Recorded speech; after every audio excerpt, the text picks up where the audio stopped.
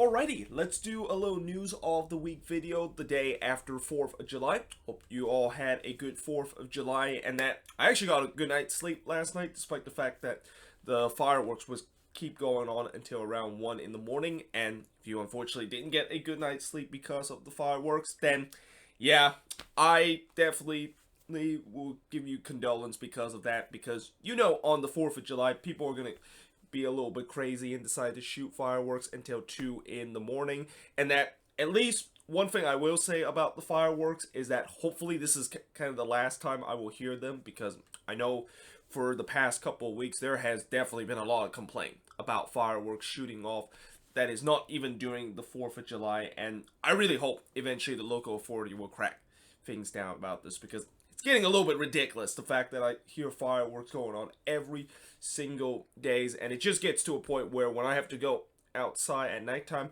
I have to put on earplugs because I was worried if there's a fireworks shooting off, and it's just gonna make an absolute nuance for me. But that being said, we are just 3 days away from the MLSisback tournament that is going to be kicking off, and we already have our first postponement, as the match between FC Dallas versus Vancouver, which is the first match that FC Dallas is going to play, is now being postponed until further notice. This is not a big surprise considering the fact that Dallas is the hardest hit team in terms of this COVID-19 situation. They're now up to 10 players that have been tested positive for this. And, obviously, as much as I know Dallas, this postponement will definitely help for all those players that got the virus to potentially recover before their first match that is going to begin.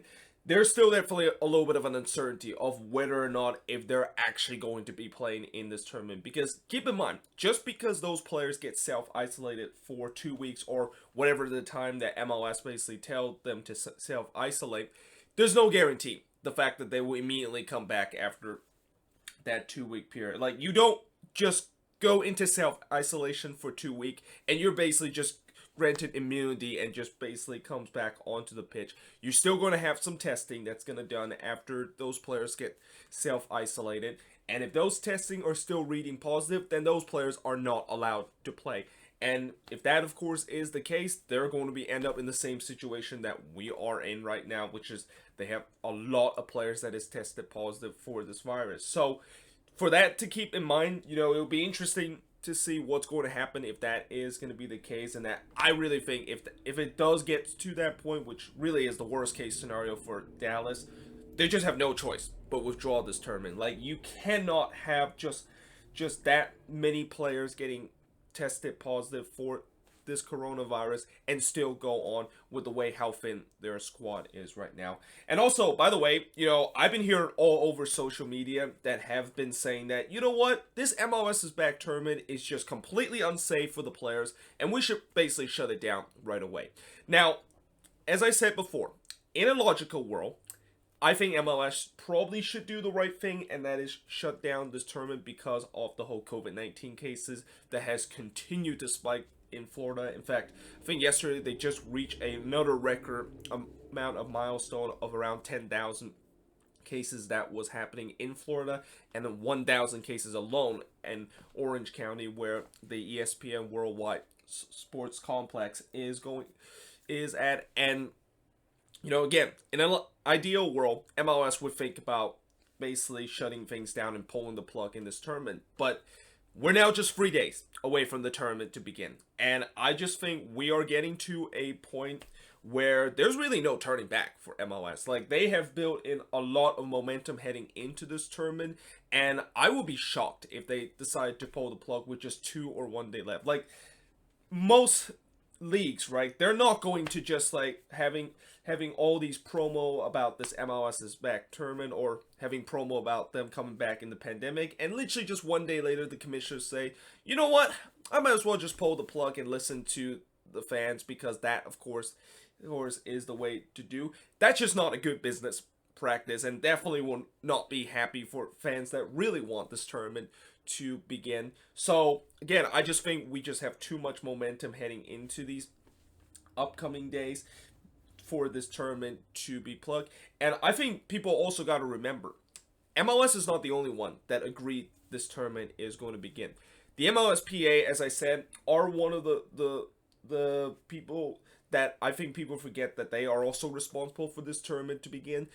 Because if you guys remember back in June when they decided to ratify the CBA, they actually agreed on this. And part of the CBA that was ratified had something to do with this MLSisback tournament. And I know some people will also say, well, not all players from the Players Association actually agree with them. Well, that's why those players are going to give an option of potentially opting out for this tournament. And I know some of those players that disagree on this probably have already said that they are not going to be playing. And as I also said before, I respect any players that decided to not play this tournament, whether if they're suffering an injury or family related issue, or they don't want to go into the gauntlet of this tournament and potentially get tested positive for this virus. I respect them to do it. But I feel like, for many people right now on social media just complain about this tournament, and I'm not surprised the fact that they complain about this tournament with the way that I know when those European league that start and when the Bundesliga was the first league to come back, I actually heard a lot of people complain that they should not be the first league to come back and that it was completely unsafe for them to come back. And look what happened. Things actually worked out for them. They didn't really get any players tested positive, and they actually finished the season. So I think for those people that say that this thing should be shut down because it's completely unsafe, should kind of chill out a little bit. And we'll see how things will go in this tournament. If it does start to get out of hand, then I think MLS is going to have a big decision to make.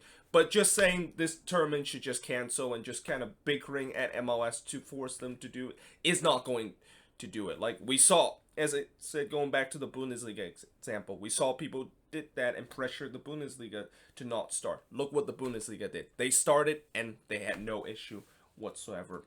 But moving on, numerous teams have player tested positive for COVID-19, but some teams have also had players getting faulty positive tests, and this shouldn't be a big surprise because whenever you test hundreds of people, you're going to get some faulty positive tests.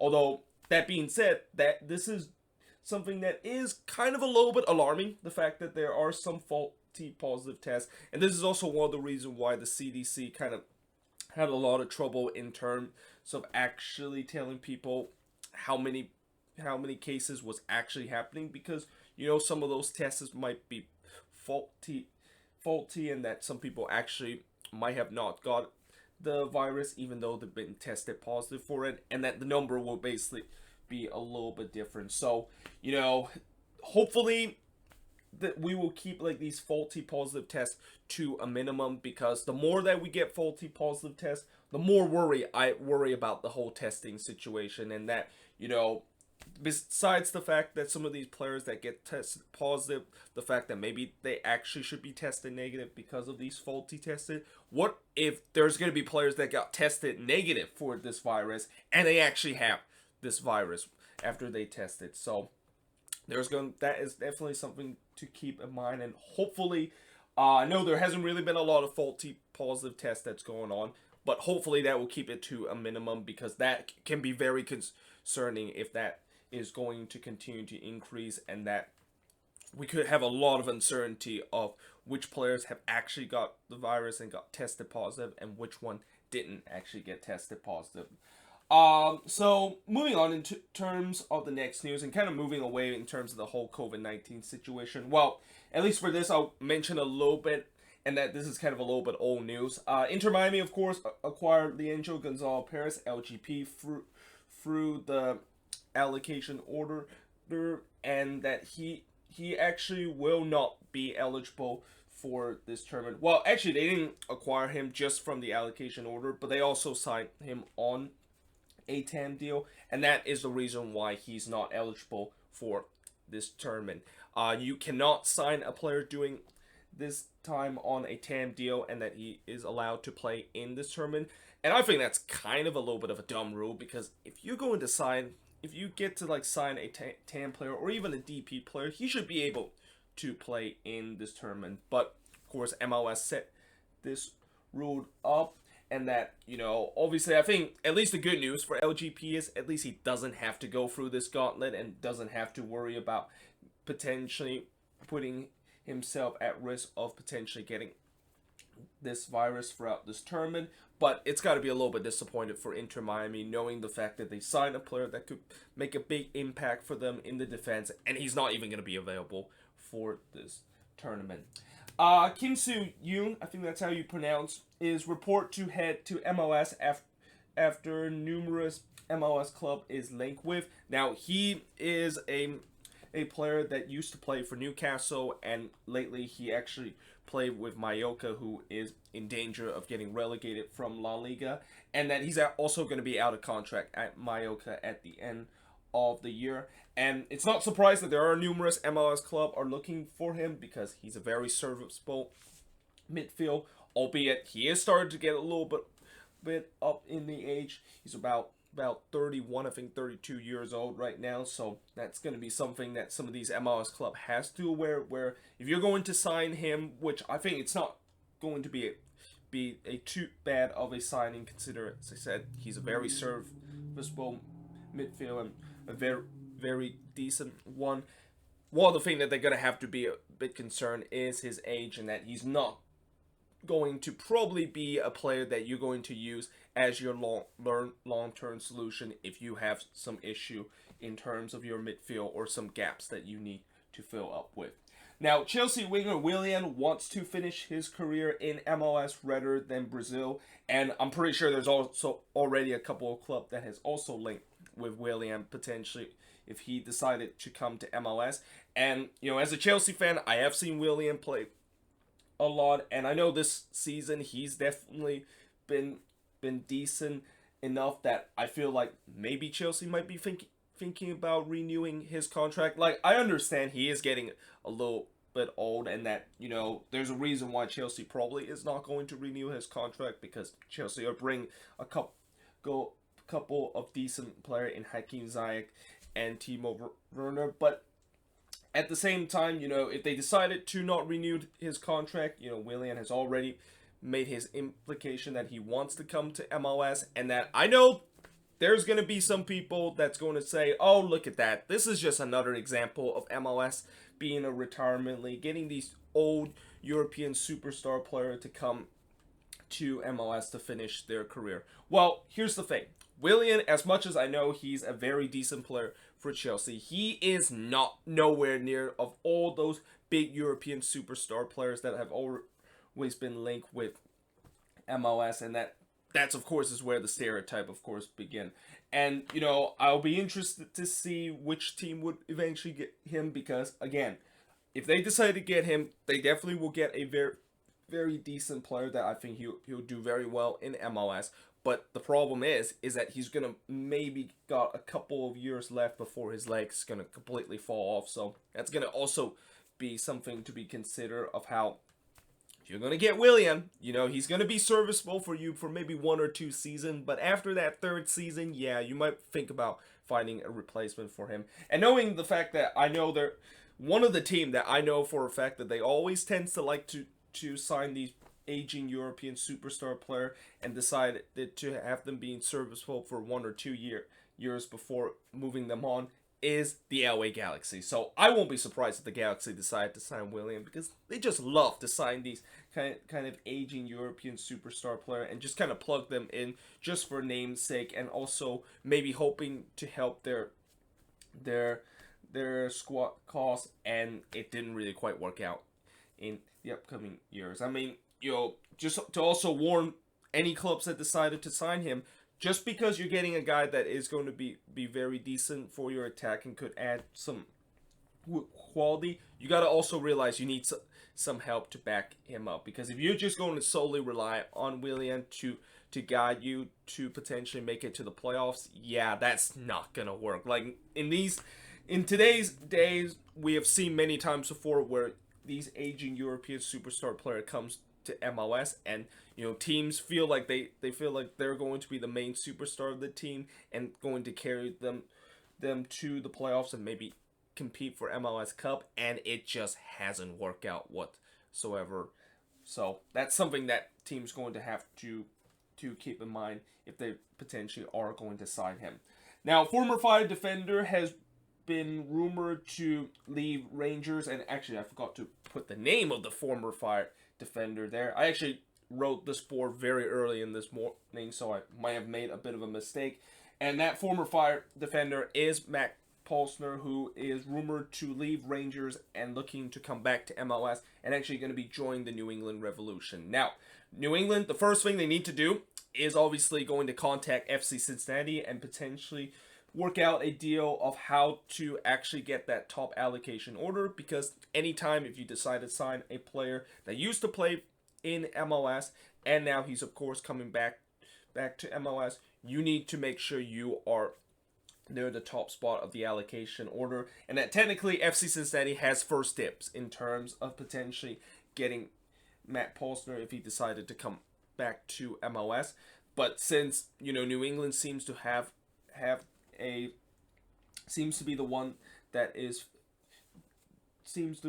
really wants to get him, they're going to have to get some deals done with FC Cincinnati in terms of getting that top allocation order, and then getting Matt Polsner, who I think he will definitely be a good addition for New England in terms of that midfield and defense. I really think that midfield for the Revs and that defense is probably the weakest spot that they have in their squad. So it's unsurprising that they're going to get a guy that was very good when he was with the Chicago Fire. Didn't really quite work out when he was with Rangers. I heard he had a couple of injury issues that kind of caused him to not really play very well and not really do very well when he decided to make the jump to go to Europe. But now he's going to come back here to join New England Revolution, who I think he's going to be very serviceable for there. And I was kind of surprised the Chicago Fire didn't think about maybe bring him back, knowing the fact that he was very decent for them. But I guess maybe they just decided to kind of move on from it and look for other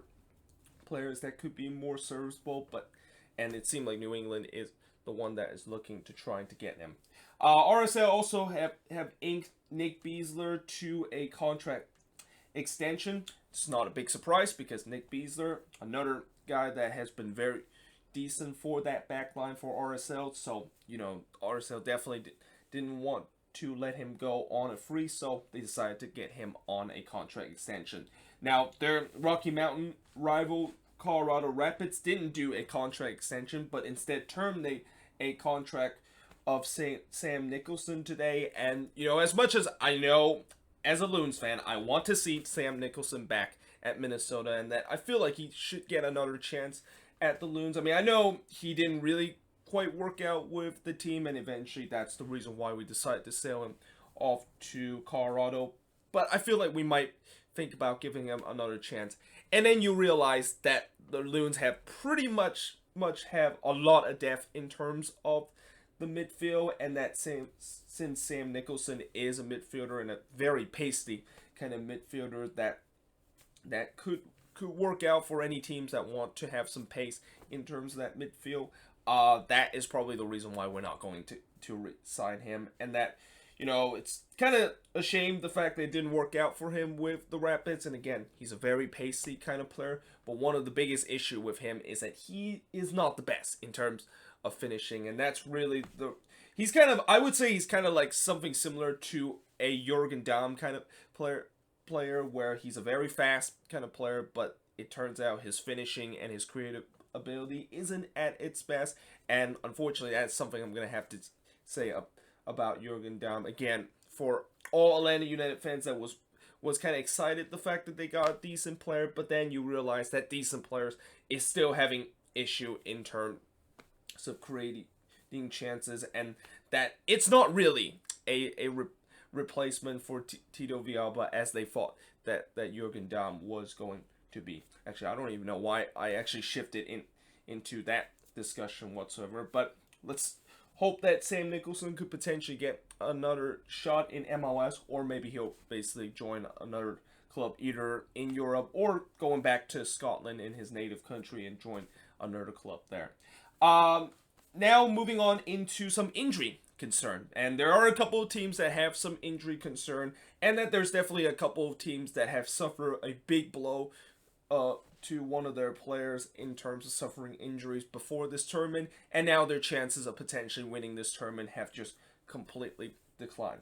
Now, TFC, of course, they unfortunately had a player that suffered a torn ACL, and that player is Achara, who, of course, suffered a torn ACL and will be out for the season, and he's going to set to have surgery soon. And this is definitely unfortunate, the fact that Achara, he was very good in his rookie year, looked like he was going to develop to be a very decent midfield for this TFC team, but now he's going to have a major setback. And you always hate to see when young guys have to set have a big setback like this, knowing the fact that it could potentially damage their development period. But the good news is, for these young guys that might have suffered these torn ACL, at least they recover faster than when they are going to get older. So I guess there's that kind of good news, but the bad news is it could potentially hinder their development, and hopefully when Achara does come back, he will still be the same player as he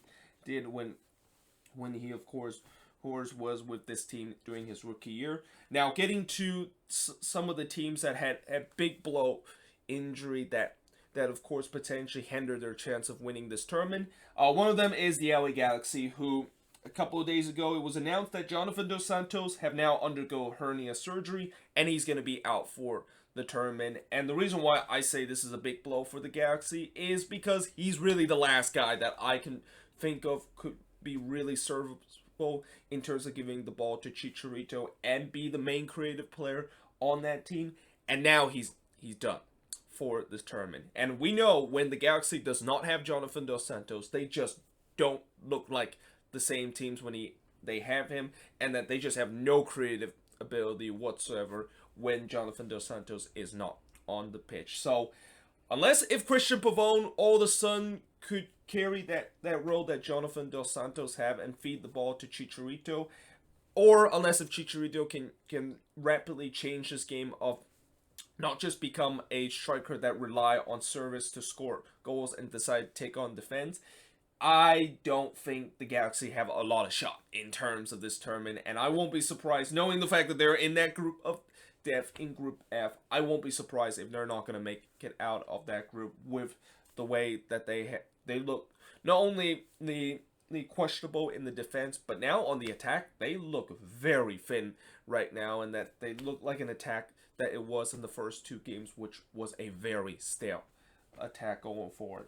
Adrian Heath says that Iko Parra could rejoin the team after the tournament is over. Now, I think a couple of days ago I said that Iko Parra decided to opt out of this tournament because he doesn't want to take the risk. That actually wasn't true. Iko Parra actually suffered an injury, although it was an injury that wasn't really they didn't really clarify what kind of injury that he suffered, but he has suffered some reincurred injury that he decided to just sit out for this tournament. But it's good the fact that the head coach of Minnesota decided to say that he will be ready when this tournament is over, because not having Iko Parra in that back line just completely makes that back line of Minnesota so much more vulnerable when he is there. And that Minnesota is another team that, unfortunately, I fear that they're probably going to have their chances of potentially moving on into the next round and have their chances of winning this tournament significantly drop because one of their key guys unfortunately suffer a major injury like that. But yeah, there you have it. That is pretty much it for the news of the week. Later on today, I am going to do the prediction for the rest of the group. As on Friday, of course, I did the prediction for Group A, B, and C. And today, I'm going to do the prediction for Group D, E, and F to finish off. And then tomorrow, I, of course, will be doing the preview for all 13 games. Well, all 12 games, that is, because the game between the Vancouver Whitecaps and FC Dallas, I'm not going to do a preview on that one, since there's really no point of doing a preview of a postponed kind of a game that is going to be played on a later day to include it there. So it's going to be 12 games that I am going to preview, and that it'll be the first time in 3 months that I am going to be doing a preview, and that I won't be surprised I'm going to be a little bit rusty in terms of that, and I kind of still don't have an idea of how I'm going to do a preview on that. And then, of course, once the tournament is going to start, I also have decided that